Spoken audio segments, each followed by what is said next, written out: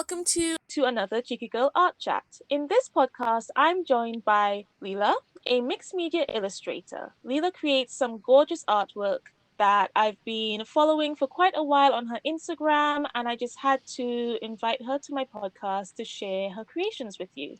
So, why don't you tell the listeners a little bit about yourself, Lila? Hi, everyone, and thank you very much for having me today. I feel Thank you for very coming. honored. So my name is Lila. I am a 24-year-old French girl. I was partially raised in Germany, and I just finished my master degree in game design in the north of France. And now I'm doing my final end of study internship as a narrative designer in Frankfurt, Germany. So I'm back where I grew up. Um, Mm. well, I didn't grow up in Frankfurt, but I partially grew up here in Germany. So that feels cool to be back after 5 years back in France to study.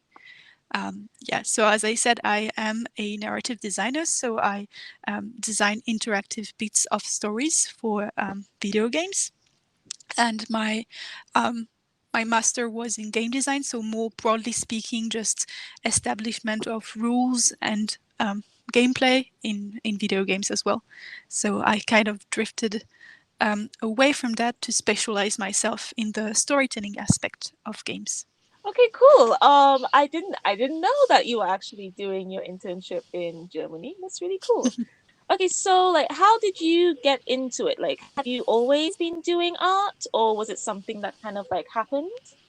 Um, I've always been drawn to a lot of different kind of artistic um, ways to express myself. I'm a musician. I've been doing mostly music for a very long time, singing and playing instruments.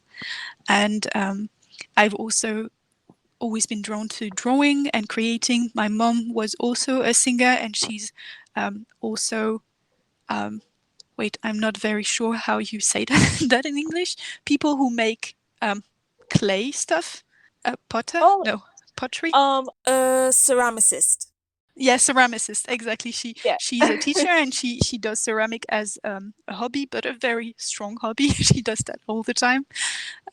So I've also been brought up in a very artistic family, and I guess that as I was kind of looking at different ways to create art, um, I discovered that I really like to also tell stories and write. So not only just paint and draw, but kind of try to find a way to express something through those drawings. Not only emotions, but yeah, bits of stories, characters, settings, and make something that I could share with people. So I've done a lot of comics when I was younger, very hideous comics, but very fun to do.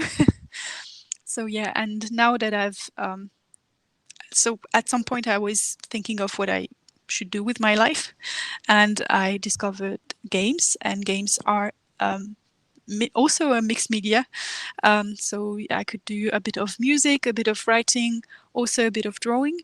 But then when it came to make a specializing choice, I didn't actually follow the game art section.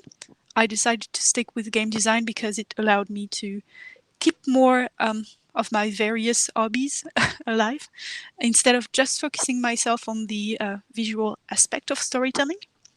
But now that I'm done with my studies, I actually want to go back and take some online classes and try to like work on a strong illustration portfolio because I've been drawing for a long time, but I haven't really been very serious or have really had the intention to really grow um, as an artist and as an illustrator. So that's what I'm doing right now, I guess.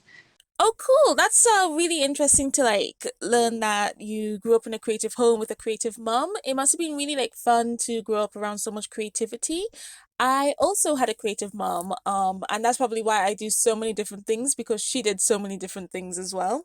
I completely understand where you're coming from when it comes to like the drawing aspect. I would love to do what you do when like you're telling stories with your art, but I really have to get on top of like my anatomy and stuff. I definitely have to practice that a little bit more because like I can't match what I have in my head at the moment.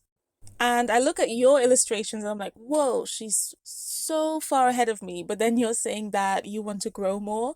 I guess we're all kind of guilty of that though. Also get to do like music as well with like the gaming, like when you're doing the gaming design for your job.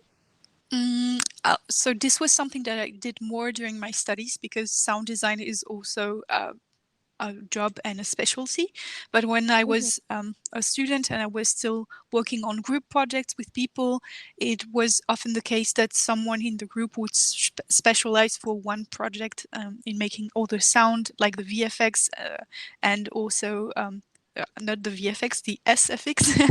So the special sound effects and also just the music. And I did that for some time, but then I realized that many people always came to me for this specifically, which Mm-hmm. I mean is cool because it meant people liked what I was doing. But I was always, as a woman in tech, we were only like 3 girls for 40 boys in my Whoa. study. And most, when I was doing group project as a game designer, I mean, that's what I was studying, most of the time I would be put aside to make music. And at some point I realized that it wasn't always a praise. And sometimes it was just, yeah, Lila, just do the music in this Mm, sense. So I also tried to grow other skills and try to refrain accepting this role sometimes. mm, But for my own projects, I really like to do everything. I've participated in a special programs for women in games by Ubisoft, which is a big video game company. And I've made a game on my own during 3 months with a mentor as well that was kind of helping me from time to time. And in this wow. game, I did the art as well, and the programming and also the music. And that was my very own, the very first time that I did a project like this on my own. And I was very happy to have the chance to do also something to prove myself that I could do it. And also just enjoy it because no one was bossing me around to do it. It was just Mm. my own project. Wow, that's absolutely fantastic. So, what's the name of the game? Um, the game, wait, I have a big blackout moment because it used to be called Crossroad, but Mm. that's not its name right now. But the whole concept of the game was based on my experience as a woman in my game design field and like giving advice to your past self. So it was Okay. kind of me time traveling to my first year of study, meeting my younger self, and kind of helping me out figure out life and also just how to behave and how to grow as a person and avoid certain um, unwanted situations. But yes, so that's why it was called Crossroads, but it Mm. was called something else in the end, and I don't remember. And I haven't released it publicly yet because I wanted to still work on some bug features, and then life happened, and I never got to rework on it again. But I really hope to be able to share it at some point.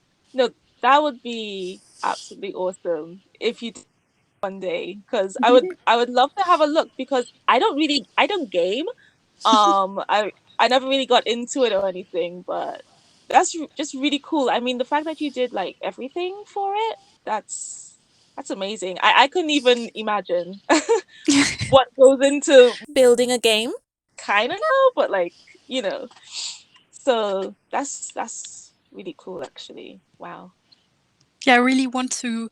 Um, like there is also a group in France, but also in other countries called Women in Games, and it is non-profit association made to promote more, like to encourage girls to go into tech and IT and games and everything.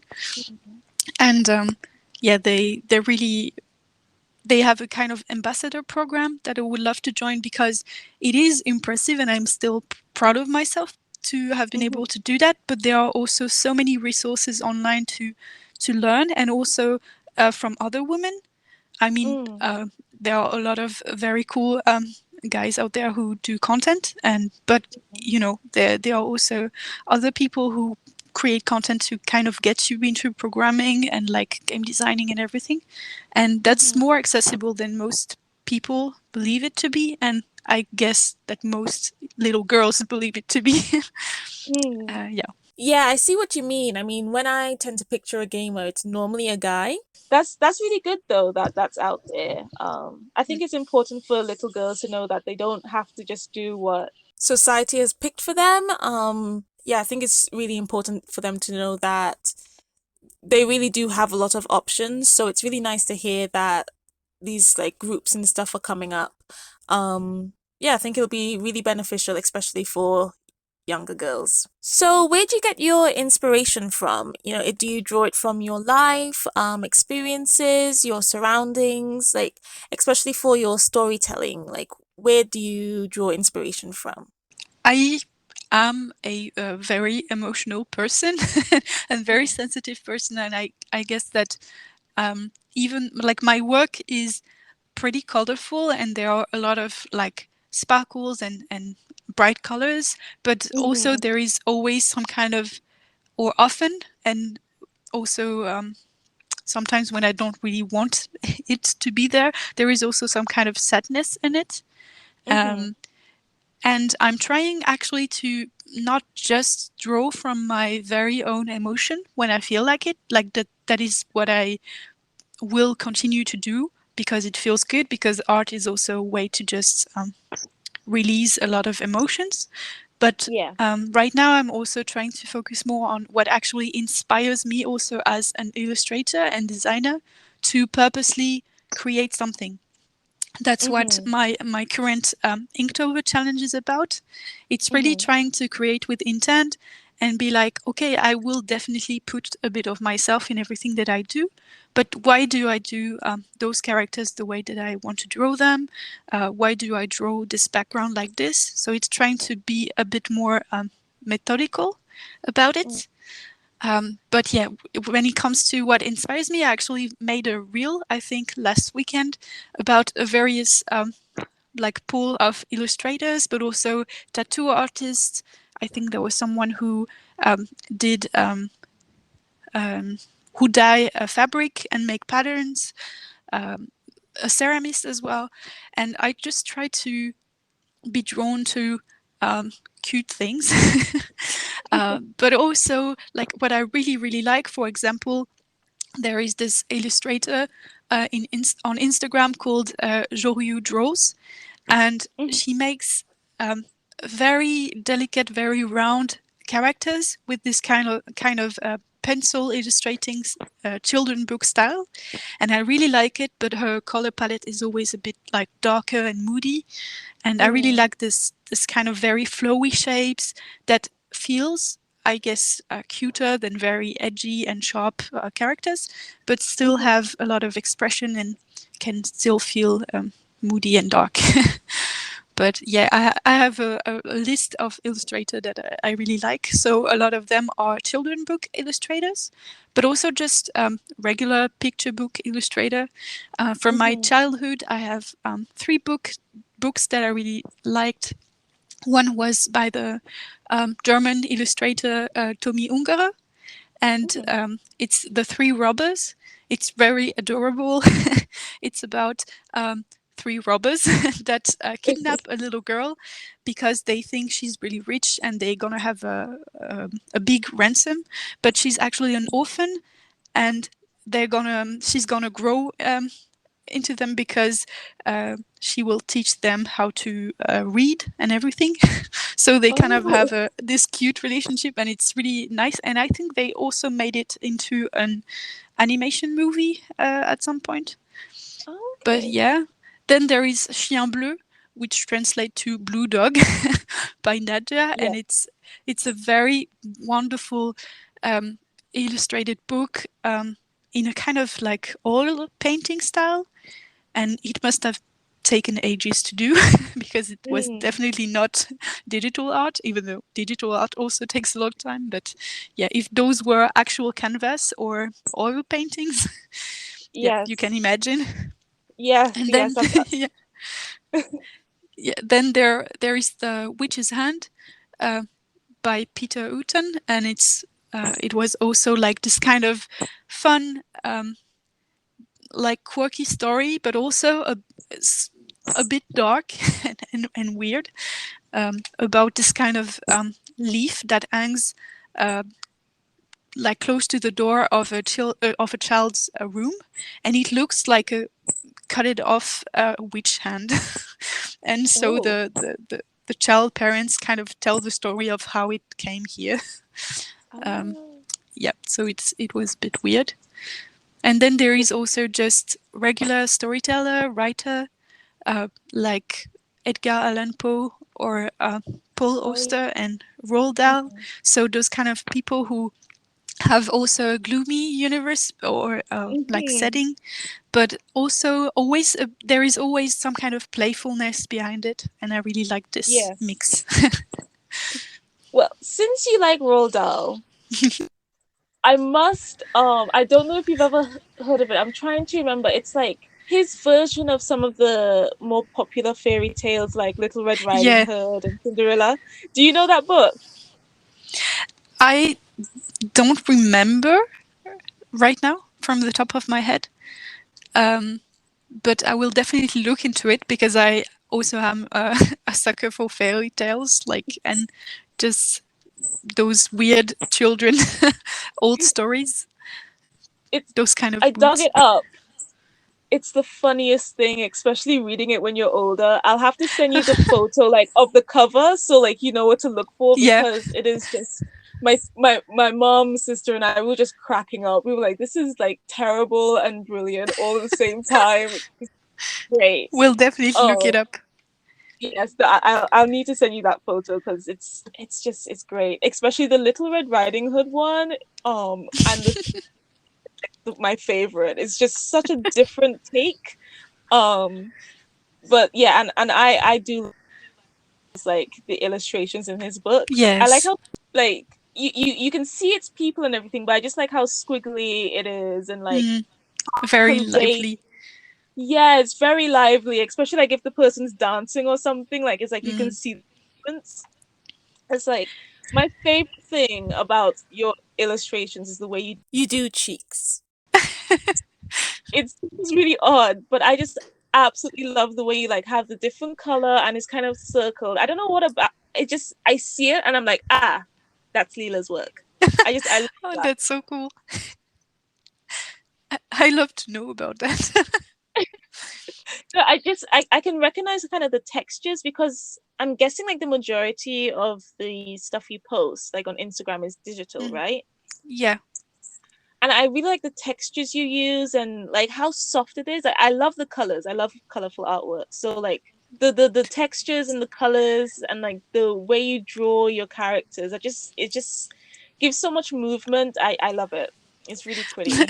That really that makes me really happy because my ultimate goal right now is to be able to both get better at anatomy, like drawing Mm, full body characters in movement, but also yes. not um, pressure myself too much to have them too be too realistic, because that's not what I want. Like when you look at like Roald Dahl illustration, you don't say, "Ah, that's wrong anatomy." No one cares Yeah. because it looks fun. But I think there's really is some kind of sweet spot for this crossover between Hmm. flowiness and then have the drawing still feels believable and interesting Yeah. and not too amateur. So yeah, that's what I'm training right now, and I guess that Hmm. I am drawing a lot digitally right now, but I used to be much Hmm. better at traditional art. And Yeah. I guess that since I have my iPad all the time everywhere, I just started to draw more digitally.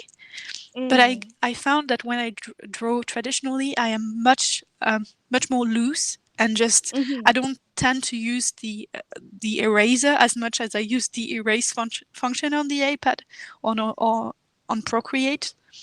I just go with the flow, and then it Hmm. always comes out slightly more interesting than my digital sketches, at least. Me But too. yeah, It's I have no idea how digital artists do it. Like, how do you guys manage to stay loose? I don't know, it amazes me because it feels so much easier to do it like with a pencil and paper. Like, how do you guys do it? I guess it's because you have Control Z. It's Yeah, just you Control Z, just do it Control Z. all the time. Yeah, yeah, And then yeah. sometimes I just find myself in front of the paper and like double tapping. Like this really happens. It's not just some random like Twitter jokes. Like really, when you use the double tap function to erase on the iPad too Yeah. much, then I sometimes I find myself doing that movement on paper as well. But I found that like there are some artists, like for example, I think she's called Poopy Cat on Instagram. She's a brilliant children's book illustrator, also Mm, that uses a lot of those pencil style hmm. digital drawing. And in her case, I could almost not tell that it was digital. And she Oh has a wow. lot of brushes that you can download for Procreate, at least, maybe Photoshop as well. And I've also purchased some like traditional looking brushes that I think makes it make like gives this softer feels, Hmm. and I really love it. That's really cool. I use Clip Studio, but I really want to find Okay. some like different brushes because I find Clip Studio um it's Yeah, I've heard a lot of yeah, great it's things. great. I like you.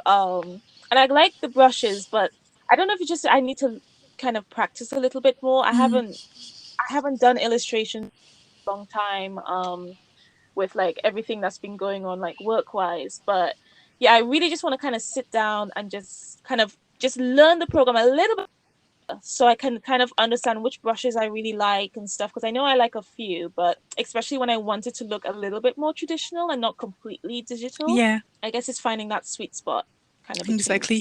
Yeah, it's Uh really important to not pressure yourself to purchase things, because I think sometimes people, especially beginners that might be listening to us right now, tend to think that they really need like the latest mhm. tech thingy, or yeah, latest brushes. But really, you can go a long way with what you have, and it often comes down to just experimenting and taking the time to not just be harsh on yourself and just have fun with yeah, brushes or paint or also traditional Mm. media. Yes, of course. No, I completely agree. Because Mm, I got when I got the Wacom tablet, it came with Clip Studio, so that was yeah. perfect. What was I using before? I can't even remember. I was using something before I used Clip Studio, which was free, but I can't remember. Mm. Is it I'm GIMP? having a brain fog now. No, it wasn't GIMP. It wasn't GIMP. Oh my word, what is it? Because I would Hmm. like to so that people know. Oh, that's it. Critter. Yeah, I was Krita, using yeah. Critter.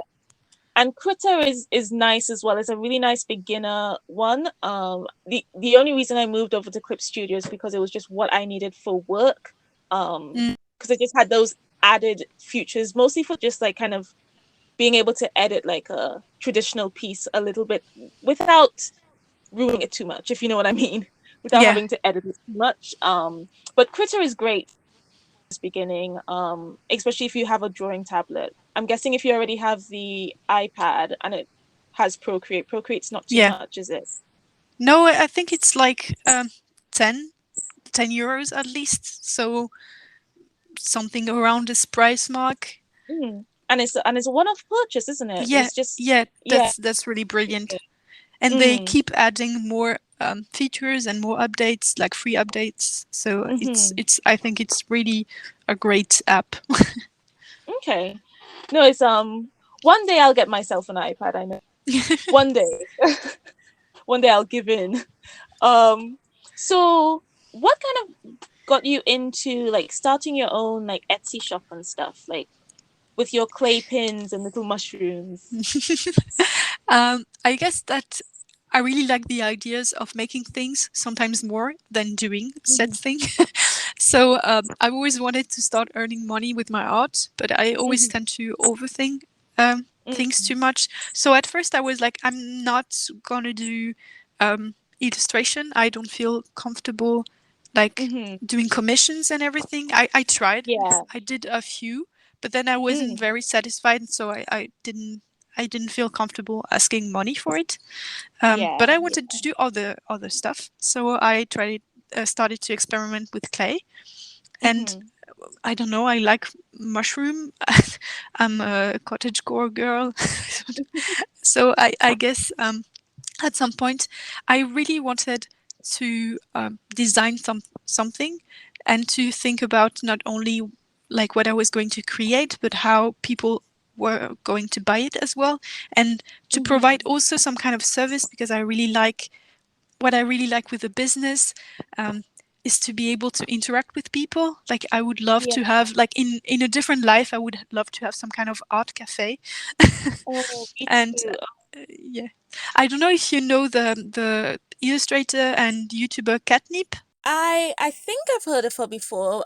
Maybe not. I'm not sure. She's British as well, Mm. and Oh, is she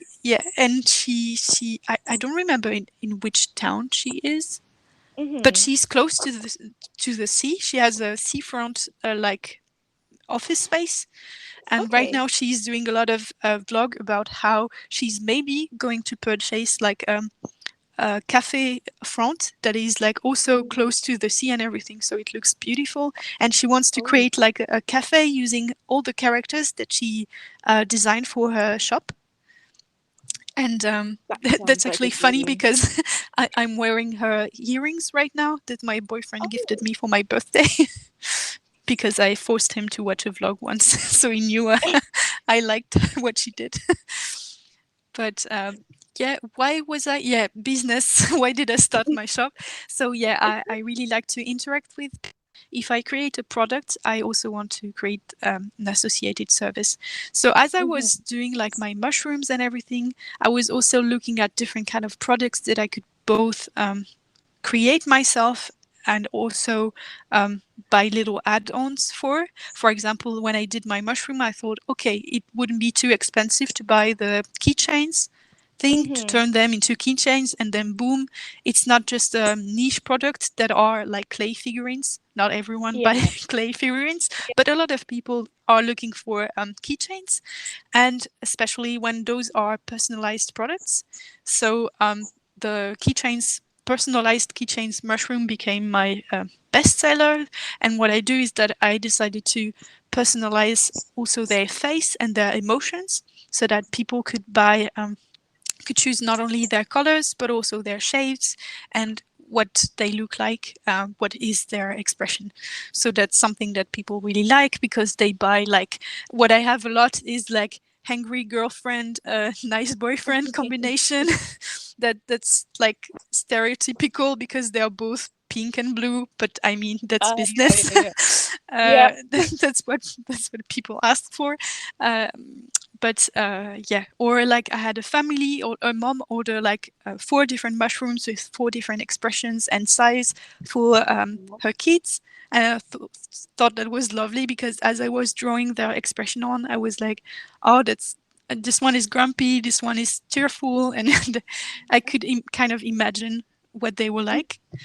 So that I really liked. And then I tried to create different kind of illustrations that weren't necessarily what I was doing on my Etsy, on my Instagram, and experiment with mixed media techniques for like those postcards that I really love. I really like their design, but they Mhm. were a big flop. Like I barely sold any of them, so I use them for gifts most of the time, or Yeah. also when I as like add-ons for my other orders. Mhm. And but yeah, I just think I didn't market them well, I guess. Yeah. Sometimes it also comes down to a lot of things that we don't control, and Yeah. then Yeah. a lot of things that we could control but we don't have. Mhm. So yeah, we shouldn't be too harsh on ourselves when this is not like your actual full-time job. And I guess Yeah. even if it is, yeah, I just want to keep learning different kind of aspects for my business and skills, and that's also why I've decided to separate my Instagram, both like my business Instagram for my illustrating one, because I Mhm. really wanted to develop this like visual brand more for a Right. warmer color shop, opposed Yeah. to what I do, and do not like impose an art style that I would focus on for my business for like other kind Yeah. of illustrations. Cool. No, I completely get with the sometimes you make something, you're like, this is going to go great. And then you sell like one, you go, okay, so maybe something else. And then you do Yes. something that you just like try out, like, oh, I don't know how it'll do. And all of a sudden it's like, oh my gosh, to make so much more. You just go with what works, I guess. Yeah. Um, I've seen your so beautiful terrariums. yeah, that literally started off as I made some for a couple plants I had, a Venus Mhm. flytrap and a pitcher plant. And my aunt said that she shared it on like her group she's in, and Mhm. they were like, oh my god, like, is she, like, where is she, because we would love to get some. And she was like, well, she's in the UK. So I was like, well, I can make a couple. I have a market coming up. So I grabbed some jars from like leftover food, um so I wouldn't have to spend too much, collected some moss, made it. Yeah. I i either sold out, one left, and I was like, okay, so I guess I'm This is the going thing. to make this a thing. And I've gone down such a deep rabbit hole. Actually, that's why I don't have much time to paint, because all I'm doing is painting terrariums. But I really do enjoy them. It's just art in a different way. Yes. As long as I'm able to create and still from it, I'm very happy. Like, it's just different. But no, it's very much go with that flow, and what works works. What doesn't, move on from that, and maybe it'll pick up again later, or maybe not. Yeah, Um, totally. yeah. So no, crazy journey. So much more. So much more. So much more. Um, so like you mentioned like earlier, like your mushrooms, you're kind of going to start doing like fidget and like a few different new things. Yeah, so because I was finishing up my master, I kind Mm, of paused my shop a bit. Um, this was a bit sad because I had established like the business like last summer, I guess. So I started to have recurring customers and everything, and that felt really cool. That people like would come back to purchase keychains for their friends or like for gifts. But I had to pass the shop in holiday mode for quite some time. mm, And now I really want to go back to also just making clay stuff because I found that very therapeutic for some reason. mm. Um, and yeah, so October is ADHD Awareness Month.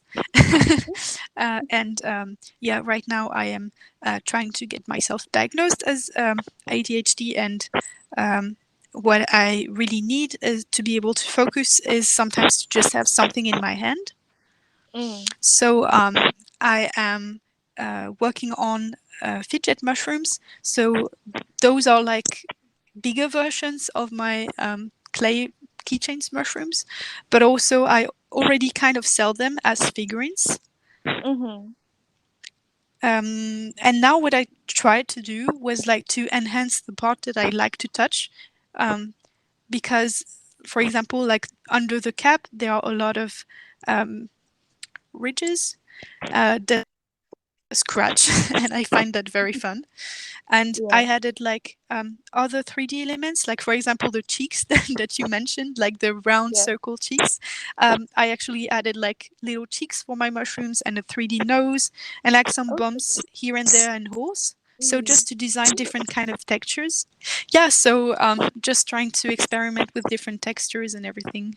Um, and I've also created a mushroom cup that is like a little simpler and a little more, I guess, basic and easier to have on your desk than the very adorable but very quirky mushroom figurine. Mhm.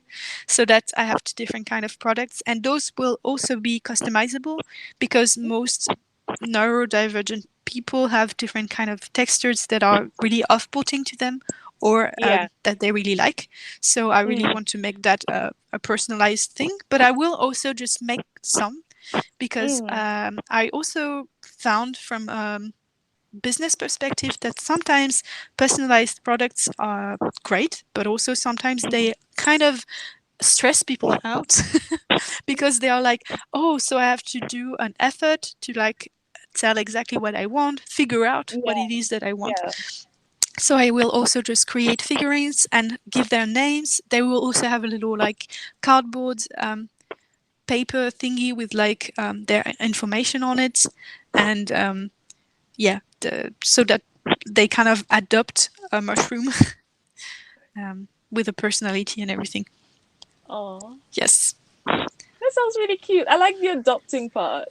Yeah. Um, so like, would you send the mushroom with a name, or would they just like name it themselves? I guess that if I were to do them like in advance, not the personalized one, I would Mm. probably come up with a name that fits like Mm-hmm. the personality or something and write it Yeah. on the card and everything. And Mm-hmm. then if you personalize it, you would also have the card. I actually designed Mm-hmm. it a few times ago. Like there is like a little flag if you want to suggest like a different kind of gender or sexuality, or if you just want to add your country like that could be used for a lot of things. And it's like, you know, those kind of tests where you have to color in stuff, um, Yes. boxes, or to tick boxes or stuff. So yeah, there are a Mm-hmm. lot of different kind of informations that you can tick to kind of make your own shroom personality card. Cool. Oh, and tell us more about your storytelling challenge for October. Yeah. So right now, for Storytelling Tober, so it is a mix between storytelling and Inktober, which is Mm-hmm. an art challenge that often takes place during the month of October. And Yep. I've decided to do my own prompt and list that anyone can join. I mean, it's the 19th of October, so there are still some days to go. And the Mm. idea was not to create 30 different kind of prompts, but rather Mm-hmm. just focus on creating different kind of almost finished illustrations that anyone can add to their illustrating portfolio. And in my case, I also wrote a little short story. So each prompt is associated with a little story bit that Mm-hmm. you can use as an inspiration for your illustration or not. That's totally up to you, but I'm following it so that in the end I will have.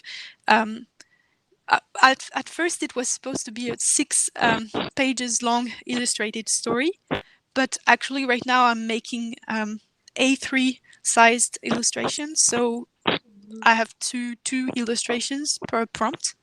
So yeah, I kind of did it for like one illustration Mm-hmm. to have like a full layout with like two illustrations kind of like ping ponging on each other, like with different kind of elements of the prompt.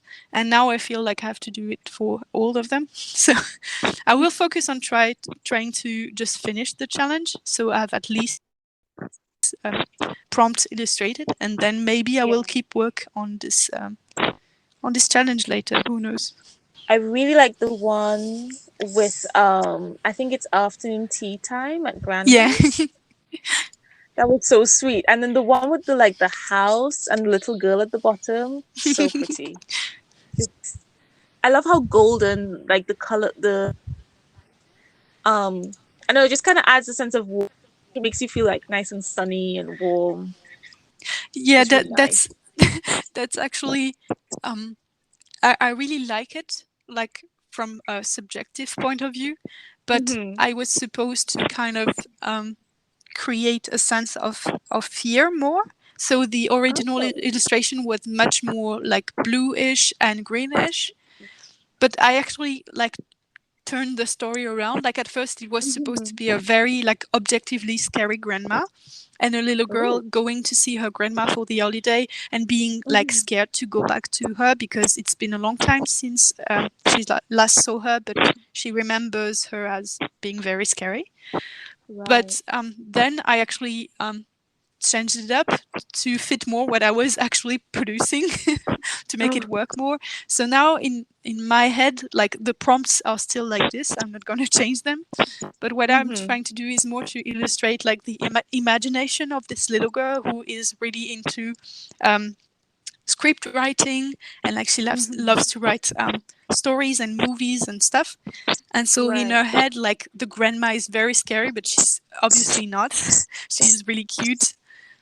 And but her like friend, which is like kind of the love interest, the older man, is scary, and he will be like more the scary aspect of the story, or the Halloween-esque aspect. So he's obviously a vampire. He definitely looks like it. He has red eyes. He has those little teeth poking out of his mouth, and the little girl is kind of trying to make the grandma see that he's weird, that because she's like just like, oh, he's my friend, like come into the house. And yeah, the little girl is scared. Yes. Grandma, something's up with this guy. But he's lovely.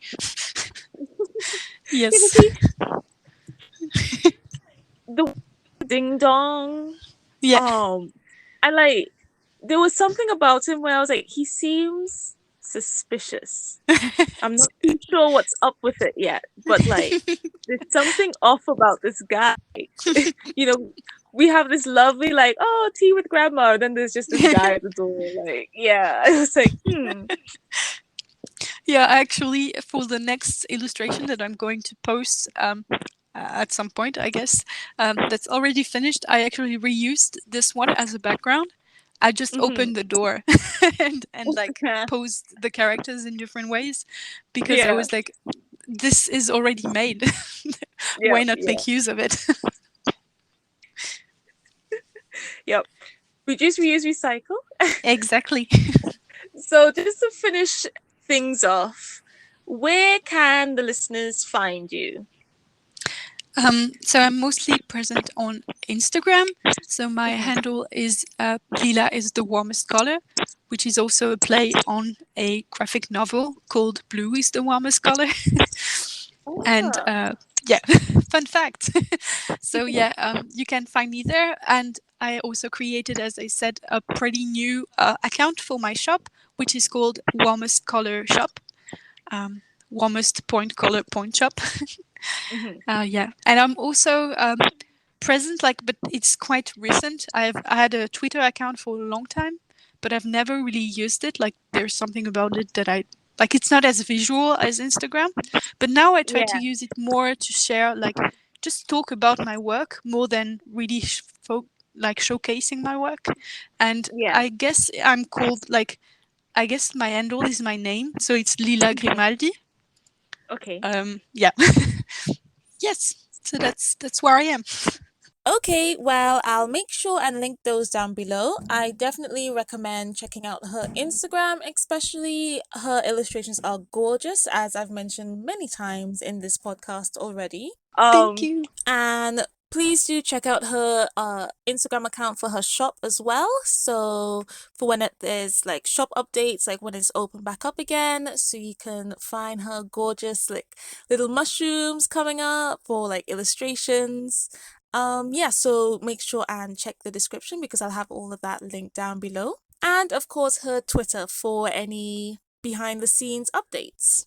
Yeah, kind of behind the scene. And I just wanted to say that right now already on my Etsy shop, you can also grab personalized illustrations. I do couple portraits with like a lot of fun details that you can add. And it's always a blast for me to just talk with couples and try to create a special piece of art for them.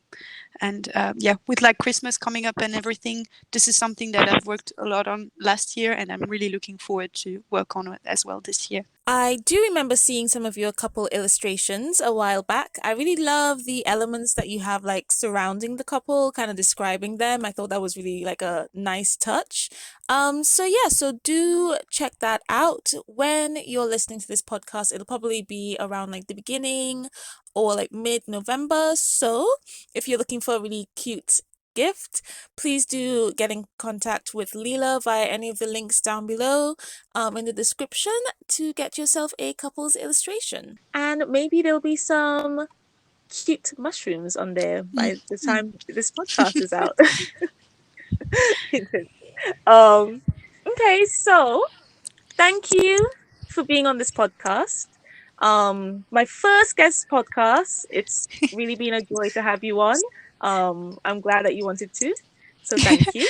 Thank you very much for having me. And I was really touched that you asked me because I'm always looking forward to connect more with artists online, and it's not always that easy. So, as also pretty long time followers of yours, I feel really, yeah, just blessed to have been able to be here and chat with you. No, it's been I've been following you for a while, and I know we've chatted every now and again, but it was also just lovely to hear your voice and see your face. It's just really cool to kind of make that connection. Yes. So, So I hope you enjoyed listening to this podcast. If you did and you are listening on YouTube, please do give it a thumbs up, subscribe if you haven't already, and click that notification bell. I have a podcast every month and a studio vlog every month as well. And thank you again to Lila for joining me on this podcast. It was really lovely to have you on.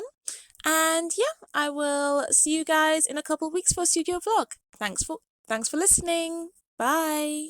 Bye.